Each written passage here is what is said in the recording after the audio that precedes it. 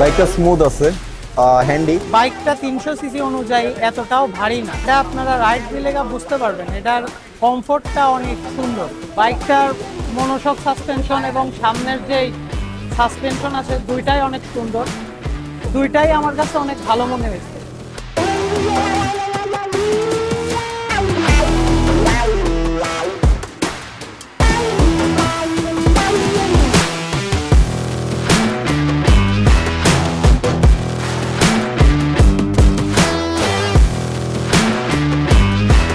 First and second গিয়ারে ভালোই পুল করতেছিল, বাট এইটা ভাই অ্যাকচুয়ালি জোস ভাই।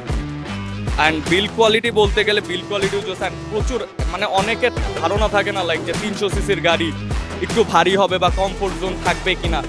এইটা ভাই সুপার কমফোর্ট ভাই। আমরা যতদূর জানি যে স্পোর্টস বাইকের ভিতরে সিভিআরটা সবচাইতে কমফোর্টেবল বাইক ভাই। এটা অনেস্টলি ভাই আমার এক্সপিরিয়েন্স থেকে বলতেছে সিভিআরের থেকে বেশি কমফোর্টেবল বাইক।